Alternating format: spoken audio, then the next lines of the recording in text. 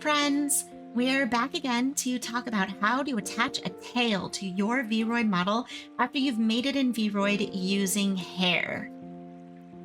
You might have a situation like this one, where you've made a beautiful character that you have attached a tail onto, and then when you try to run it through, oh, that's not good at all. What's going on there? Exactly. Well, that's because the bone of the tail is still attached to the head. So we need to transfer the bone of the tail to the butt. And that's what I'm going to show you how to do today.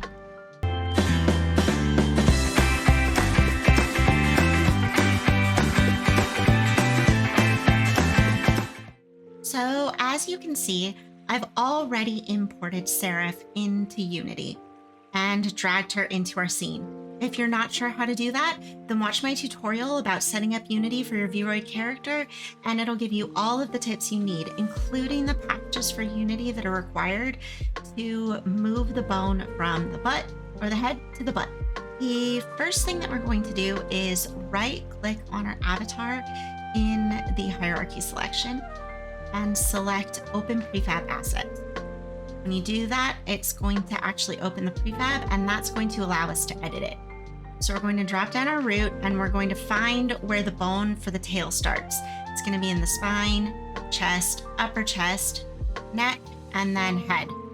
And you'll see that we have all our hair bones here. Now, I happen to know that I added the tail last, and I set up the bones for it last, so it's the last one on the list. And I also happen to already know that the hips are where I want it to attach it to. If you have wings, you might want to be attaching them to something like the upper chest, but if you click on these, it'll show you where the bones start to give you an idea of where you're attaching. So the next thing we need to do is we need to take our hair, we need to drag it all the way up to the hips and put it there. Now the way that you'll know that it's in the hips is if you minimize down to the hips, you'll see that the hair is there. But that is not the last thing that we need to do. Next, we need to go to Tools and open the Bone Weight Transfer tool, which is a package that you'll have needed to install. And you're going to click on it. And as you can see, it's in Japanese. So that's a little bit confusing. But the top one is the item that you're transferring. The second one is the item that you're transferring it from, which is the head. And the third one is the item that you're transferring it to, which is the hips. If you do that, and you click this, it's gonna happen. Because there's no response message, which isn't incredibly useful. However, it's not the only thing you have to do. You also need to move the actual mesh that it's attached to that as well. So we need to find our hair, which is 59 here for the tail. And we also need to move the hair from the head to the hips. Click that, and look, it's going to tell you success. This one actually gives you a reward for it. It's important to note that Seraph only has one big bone here that is being moved and one single hair strand, so to speak, for the mesh. So normally, if you're moving multiple hairs, say because you have a fluffy tail or maybe you have a horse tail with a lot of hair, you need to do this for every single root bone back up here underneath the head and every single hair mesh. There is a way to make that faster by combining the hair meshes in Blender, but at the moment we're not doing that. We're going to leave it alone. So if you had multiple meshes that you were using, like you can see each of the different hair strands on the head up here, which we're not transferring, make sure that you drag them in and run this for every single one, or it's not going to work. And the next thing we needed to do is export our avatar and test. If you haven't exported your avatar before, you do it the exact same way that you import your avatar.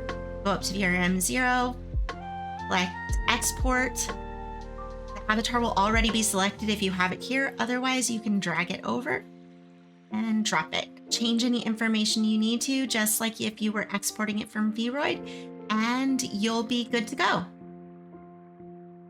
One of my favorite apps to use when I'm testing bone weight transfers is VWorld because I can have the character walk around and I can see if the bone is actually moved. So that's what we're going to use today. Get it loaded up here. It's also a lovely place to take photos of your avatar from. Up here and go to the file and open the one you want. Yes, it's in Japanese. Don't be intimidated. You can select either file folder or VRoid hub for this. I use my file folder because we're testing a local one, so we haven't uploaded it to VRoid yet. But if you keep your characters on VRoid hub, then you can use this there too. All right, I have selected Seraph from my file folder, and as you can see, she's right here, and now we're going to import her. And here she is. So let's see if her tail is working properly now. It's a little hard to tell from the idle pose, so it's great to come up and select this and try out different poses to see if it's moving. You can come here and go through a huge list of poses. The dance ones are usually a great option if I can scroll down to where they start. There we go. If your tail's not attached properly and you have your character dancing, it's going to be moving in a very weird way. But since we have Seraph dancing here and the tail seems to be firmly attached to the butt, I think we've done our job correctly and all of the bones have moved properly, so that seems like a total win. We can just take her for a quick run around the software to make sure, but yeah, I'm not seeing any problems with this. I think that her tail has gone on perfectly. Thanks for watching today. I hope you found the video super helpful and that it gives you a straightforward tutorial for how to move your hair bone to your tailbone, and then how to test it and make sure that it's working afterwards. Because sometimes when you're using VTubing software, it doesn't really show how your body moves with the tail, and you want to make sure that it's connected properly. If this video was helpful to you, don't forget to like and subscribe, and I'll catch you next time for another tutorial. Bye!